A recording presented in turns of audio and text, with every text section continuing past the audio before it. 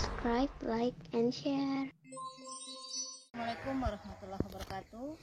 Kita akan mengaplikasikan pupuk kompos pada tanaman sawit yang baru ditanam. Nah, pupuk kompos tersebut lengkap unsur haranya, unsur hara makro dan unsur hara mikro. Dapat kita lihat di sini tanahnya, tanah kuning ini lempung berpasir, sepertinya tanahnya lempung berpasir. Nah, maka untuk itu, untuk menetralkan atau menetralkan derajat keasamannya supaya pH-nya naik, maka kita akan berikan dolomit terlebih dahulu. Nah, setelah itu baru kita aplikasikan pupuk kompos. Ini lubang tanam. Lubang tanamnya 40 kali 50 dengan kedalaman 30 cm, karena bibitnya sudah berumur 1,5 tahun, jadi agak kita buat lebih dalam. Nah, selanjutnya kita aplikasikan dolomit atau kapur pertanian, boleh kalsit, boleh juga dolomit. Yang biasanya di sini kita memberikan kapur pertaniannya jenis dolomit. Dan dicampur dengan tanah. Nah, setelah itu baru kita aplikasikan pupuk kompos. Pupuk dasar sebelum tanam ini kita cukup mengaplikasikan pupuk kompos, karena kita ketahui bahwa pupuk kompos ini unsur hara atau unsur nutrisinya sudah lengkap, unsur makro dan juga unsur mikro.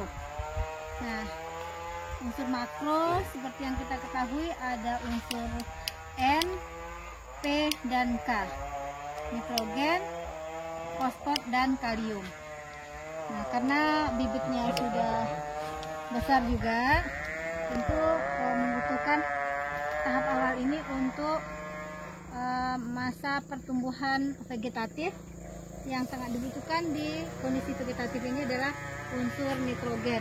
Nah, biasanya unsur nitrogen ini kita dapat dari pupuk N, baik itu pupuk tunggal maupun pupuk majemuk. Nah, sementara di pupuk kompos ini unsur haranya sudah lengkap dan sudah melalui uji labor. Ada nitrogennya, kemudian fosfor, kemudian juga unsur kalium. Nah, di samping unsur makro ini juga ada unsur mikro seperti magnesium, ada kalsiumnya. Nah, kita tahu dalam pertumbuhan tanaman itu di masa vegetatif membutuhkan unsur makro dan unsur mikro. Nah, selain untuk menambah nutrisi tanaman, pupuk kompos ini juga berfungsi untuk memperbaiki sifat struktur kimia tanah, juga struktur fisika atau tekstur tanah. Coba berbincang dengan praktisi pupuk kompos ini, Pak Hendra, sebagai Direktur Bumnak Kecamatan Mungka, Kabupaten 50 Kota, dan juga sebagai praktisi yang memproduksi pupuk kompos.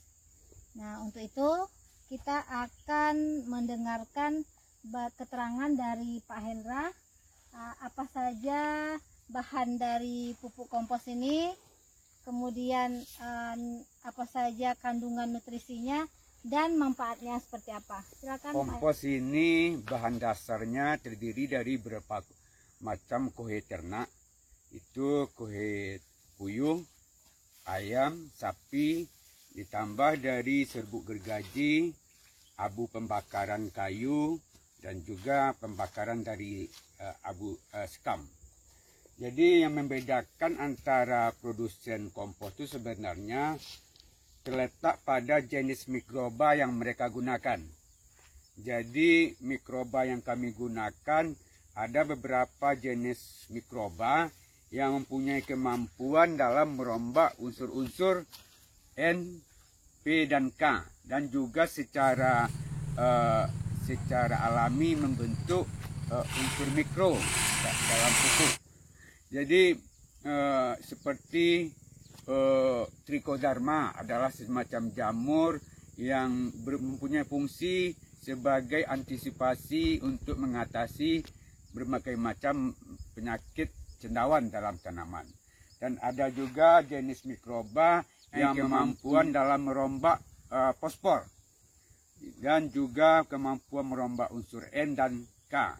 Jadi kandungan-kandungan unsur makro dan mikro dalam pupuk itu cukup tersedia dalam pupuk kompos ini.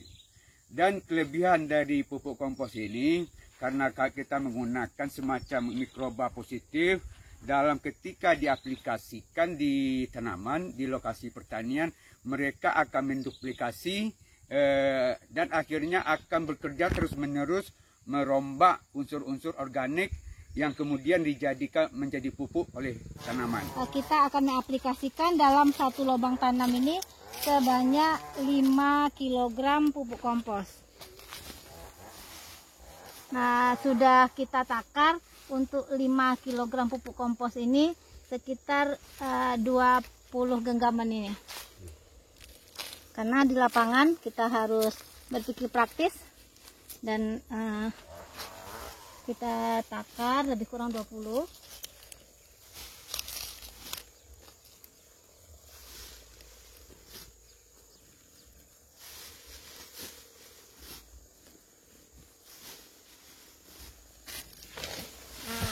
Kita tanam, kemudian masukkan lagi tanahnya. Nah, ini ada sebuah teori juga, ketika kita menggali 20 cm dari permukaan itu harus dipisahkan karena di situ berada humus tanahnya. Jadi tanah humusnya berkisar antara 10 sampai 20 cm. Nah, ini dimasukkan lagi sama tanah yang sudah tercampur pupuk kompos dan dolomit.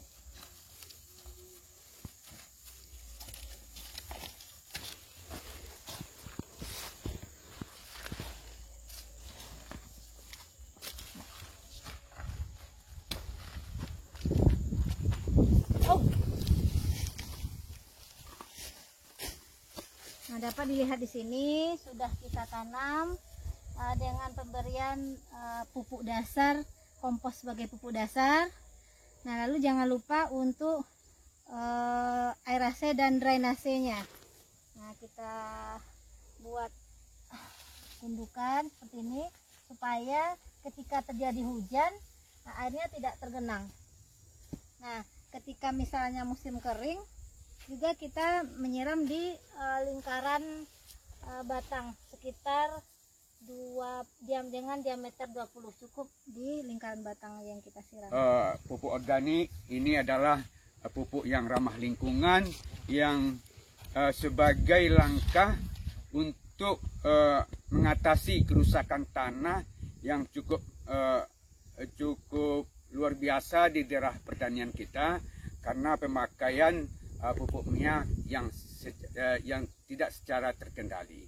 Mudah-mudahan harapan kami ke depannya masyarakat petani kita terbiasa menggunakan pupuk kompos dalam perkebunan mereka sehingga kelestarian lingkungan itu betul-betul terjaga dengan mengaktifkan mikroba-mikroba positif di sekitar perkebunan kita. Terima kasih. Assalamualaikum warahmatullahi wabarakatuh. Sekianlah video pengaplikasian pupuk kompos pada tanaman sawit yang baru ditanam. Semoga bermanfaat.